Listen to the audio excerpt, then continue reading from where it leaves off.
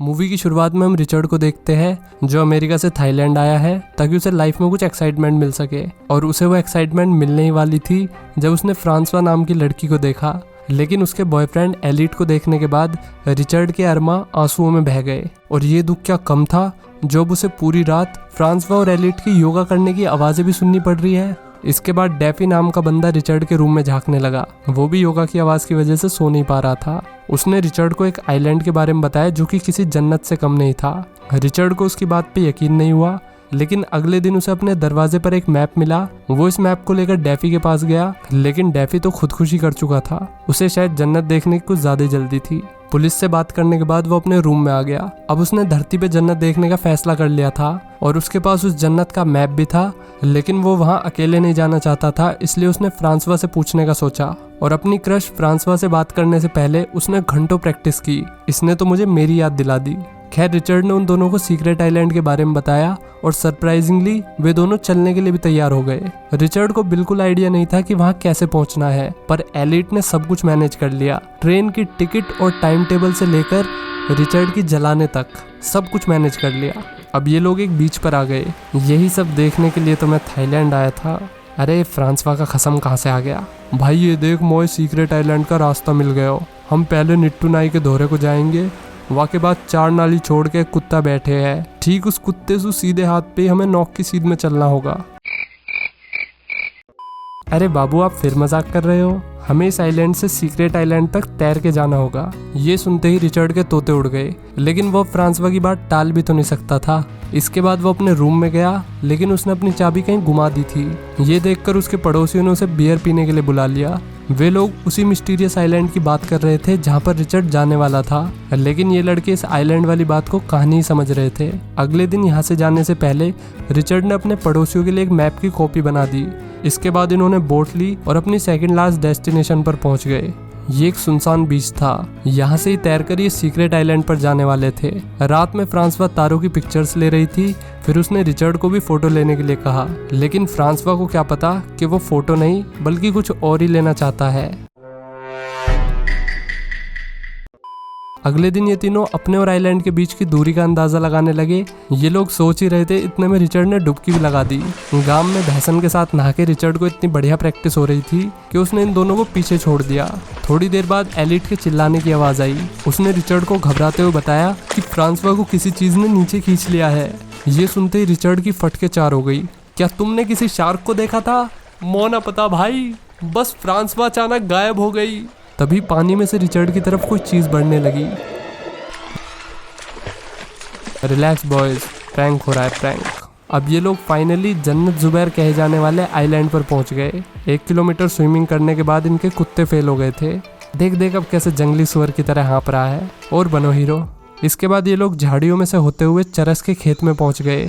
ये लोग खुश तो ऐसे हो रहे थे जैसे नए कपल्स गन्ने के खेत को देख के खुश होते हैं, लेकिन इनकी खुशी ज्यादा देर नहीं चली, क्योंकि रिचर्ड ने अपना पूर्वज देख लिया था, जिसके गले में एक रस्सी बंधी हुई थी और रस्सी का दूसरा सिरा एक आदमी के हाथ से बंधा हुआ था, जिसके पास AK-47 थी। बंदर ने उस आदमी को उठा दिया। ये तीनों उन हथियारबंद आदमियों से बचने के लिए खेत में छुप गए।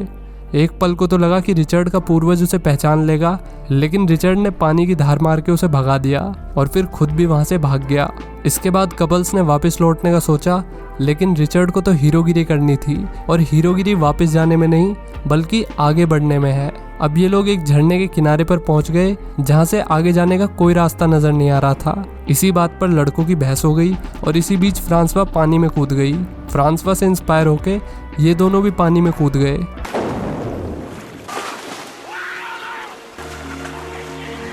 साले शांति से हगने भी नहीं देते। क्या बे कलवे, ताली क्यों पीट रहा है? छुट्टे नहीं है मेरे पास। वैसे ही कलवा इनसे पैसे मांगने नहीं बल्कि इन्हें अपने साथ ले जाने आया था। इन्होंने सोचा यहाँ लोग गुफा वगैरह में रहते होंगे, लेकिन यहाँ तो मामला बिल्कुल अलग था। यहाँ तो इन्होंने पूरी कम्युनिटी बसाई हुई थी जिसकी लीडर थी सैल। सैल ने इनसे पूछा कि ये लोग यहाँ पर कैसे आए। रिचर्ड ने डैफी के बारे में बताया और ये भी बताया कि डैफी अब मर चुका है। दरअसल डैफी भी इनकी कम्युनिटी का हिस्सा था, लेकिन एक टाइम पर उसका दिमाग खराब हो गया और वो यहाँ से चला गया। सैल ने उनसे पूछा कि उन्होंने इस आइलैंड के बारे में किसी और को तो नहीं बताया। तीनों ने मना कर दिया। हालांकि रिचर्ड बाकायदा अपने पीछे एक मैप छोड़ के आया था। सैल ने इनकी बात मान ली और फिर डैफी का दिया हुआ मैप जला दिया। इसके बाद इन तीनों को बीच पे ले जाया गया, जो कि वाकई में बहुत खूबसूरत थी। ये लोग फाइनली अपनी मंजिल पर पहुंचकर बहुत खुश थे। रिचर्ड जो एक्साइटमेंट अपनी लाइफ में चाहता था, शायद उसे अब वो मिल गई। अगले दिन सैल ने उन्हें बताया कि वे लोग खुद अपना खाना उगाते हैं और अपने घर भी खुद ही बनाते हैं। वे लोग असलियत में आत्मनिर्भर थे, ना कि सिर्फ कहने के लिए। बस उन्हें कभी कभी वापस शहर जाना पड़ता था मैगी लाने के लिए, because Maggi is a drug. ये लोग यहाँ पे फिशिंग करते थे, बीच पे वॉलीबॉल खेलते थे और सबसे बेस्ट चीज़ क्रिकेट खेलते थे, बिकॉज जहाँ बैट बॉल खेलने को मिल जाए वही जगह जन्नत है अपने लिए। तो यहाँ रिचर्ड को सब अच्छे लगे, सिवाय सैल के बॉयफ्रेंड बग्स को छोड़ के, क्योंकि बग्स हर टाइम रिचर्ड की तफरी काटता रहता था। यहाँ पे एक ट्रेडिशन भी था कि जो यहाँ पे लास्ट में आएगा उसे अपने से पहले आए हुए बंदे या बंदी से टैटू बनवाना होगा। ये जगह सही में जन्नत ही थी, पर रिचर्ड तो किसी और जन्नत के बारे में ही सोच रहा था। एक दिन जब रिचर्ड अपनी क्रश फ्रांसवा को निहार रहा होता है, तभी कलवे ने आके उसे वो सारे कारण बता दिए जिनकी वजह से फ्रांसवा कभी उसकी नहीं हो सकती। अबे शक्ल अच्छी नहीं, कम से कम बात तो अच्छी कर। थोड़ी देर बाद उनमें से एक बंदा डेंटिस्ट के पास जाने की जिद करने लगा, लेकिन सैल ने उसे मना कर दिया और फिर उसका इलाज यहीं हो गया। उसी रात फ्रांसवा रिचर्ड को लेकर बीच पर आ गई। उसने रिचर्ड को बताया कि वो भी उसे लाइक करती है, पर कहने से डरती है क्योंकि वो ऑलरेडी एलिट के साथ रिलेशन में थी। इसके बाद ये दोनों स्विमिंग करते हैं और फिर वही करते हैं जो एलिट को बिल्कुल अच्छा नहीं लगेगा। अगले दिन एलिट ने रिचर्ड से फ्रांसवा और उसके रिलेशन के बारे में पूछा। रिचर्ड भी लाइक, भैया कहाँ फोन मिलाए हो, किससे बात करनी है। लेकिन रिचर्ड की ये चालाकी नहीं चली, क्योंकि कम्युनिटी में सब लोग जानते थे कि उसका और फ्रांसवा का चक्कर चल रहा है। हालांकि एलिट देव मानुस है, उसने वादा किया कि वो उन दोनों के बीच कभी नहीं आएगा एज लॉन्ग एज फ्रांसवा खुश है। थैंक गॉड ये देव इस देव की तरह नहीं है। By the way, Ram plus Dev is equal to Ramdev and Anjali become Patanjali. That's how Patanjali हमारे जीवन में आया। एक दिन यहाँ तगड़ी बारिश हो रही थी। क्रिस्टोने ने बताया कि ऐसी बारिश में फिशिंग करना बहुत मुश्किल है। अगर मौसम का हाल ऐसा ही रहा तो भूखे पेट सोना पड़ेगा। रिचर्ड फिर से हीरो बनते हुए पानी की तरफ जाने लगा। जब उसने पीछे मुड़ के देखा तो सब लोग उसका हौसला बढ़ा रहे थे, ऐसा उसे लगा। लेकिन असलियत में वे सब उसे वापस आने के लिए कह रहे थे, क्योंकि पानी में शार्क थी। जल्दी रिचर्ड को भी शार्क दिख गई। उसने वहां से निकलने की कोशिश की, लेकिन कुछ नहीं। फाइनली वो हीरो बन गया और अब इन सबको ज्ञान देने लगा, बिल्कुल MBA चाय वाले की तरह। रिचर्ड ने ज्ञान बांटते हुए बताया कि अगर तुम ऐसी सिचुएशन में फंस जाओ तो तुम्हें बिल्कुल शांत रहना चाहिए, बिल्कुल मेरी तरह। भगवान आज बचा लो बस। और अगर तुम सब यहाँ तक आ गए हो तो लाइक, शेयर और सब्सक्राइब कर दो। रिचर्ड की चिकनी चुपड़ी बातों से सिर्फ बग्स नाखुश लग रहा था। बग्स ने सबके आगे कहा कि शार्क के बच्चे को मारना कोई बड़ी बात नहीं है। अगले दिन सैल ने सबको बताया कि उनका राशन खराब हो गया है, इसलिए उसे जरूरत की चीजें लेने के लिए शहर जाना होगा।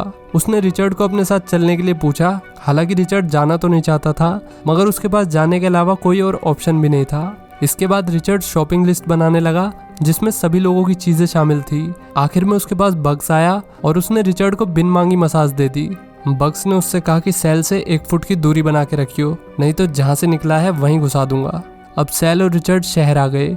शहर की हालत देखकर रिचर्ड को एहसास हुआ कि हमारा आइलैंड ही बेस्ट जगह है। शॉपिंग करने के बाद सैल और रिचर्ड पब में बैठे हुए थे, तभी रिचर्ड के पड़ोसी वहां पर आ गए। ये वही पड़ोसी है जिनके लिए रिचर्ड मैप छोड़ के गया था। ये लोग रिचर्ड को थैंक यू बोलते हैं, उन्हें सीक्रेट आइलैंड के बारे में बताने के लिए। सैल भी उनकी बात सुन रही थी। रिचर्ड ने अपना बचाव करते हुए कहा कि वो आइलैंड वाली बात फेक थी, लेकिन जब वे लोग नहीं माने तो रिचर्ड को गुस्सा आ गया और वो उन पे चिल्लाने लगा। इसके बाद सैल ने उससे पूछा कि उसने उन बंदों के लिए मैप तो नहीं छोड़ा था। रिचर्ड ने मना करते हुए कहा कि उसने सिर्फ उन लोगों को आइलैंड के बारे में बताया था। ये सुनते ही सैल ने चैन की सांस ली। रात में इन दोनों ने थोड़ी योगा की। ये योगा सैल के चुप रहने की कीमत थी।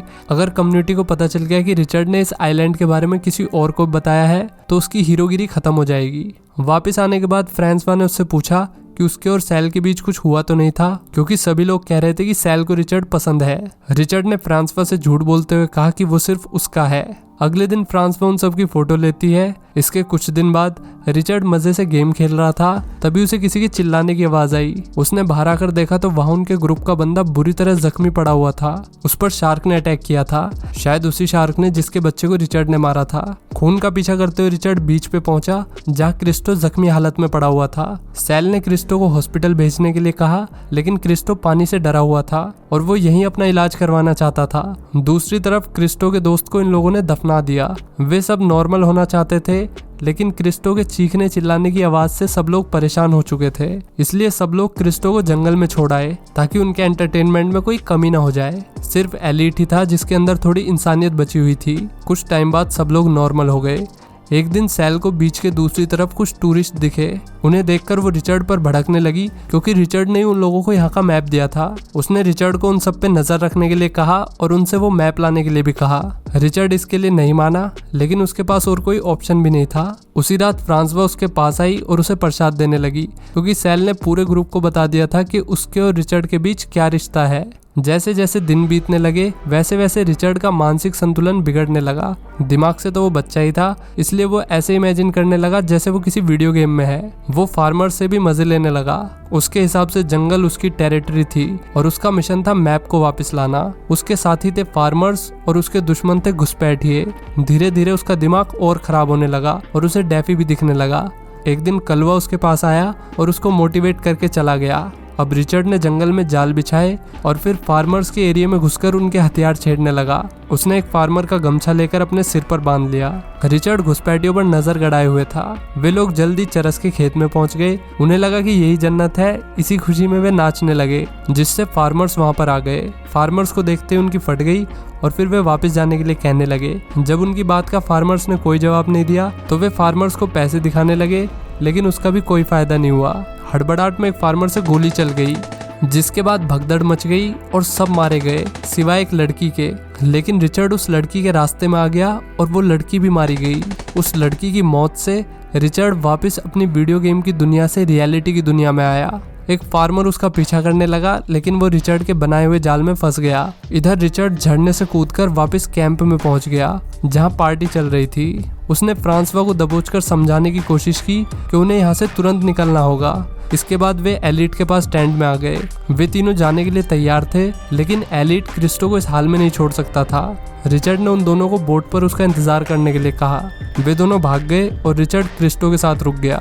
ना चाहते हुए भी उसे क्रिस्टो को मारना पड़ा ताकि वो यहाँ से भाग सके। जैसे ही वो टेंट से बाहर निकला, उस पर किसी ने हमला कर दिया। पार्टी अब खत्म हो चुकी थी। सीनियर फार्मर ने उन्हें बताया कि उनकी वजह से यहाँ नए नए लोग आ रहे हैं, जबकि उन्होंने वादा किया था कि यहाँ कोई नहीं आएगा। फार्मर ने उन सबको इसी वक्त यहाँ से जाने के लिए कहा, लेकिन सैल इसके लिए तैयार नहीं थी। रिचर्ड ने उसे समझाने की कोशिश की कि यहाँ से जाना ही ठीक रहेगा, जिसके बाद सैल उस पर भड़कने लगी और उसने सबको बता दिया कि रिचर्ड ही यहाँ नए लोगों के आने के लिए जिम्मेदार है।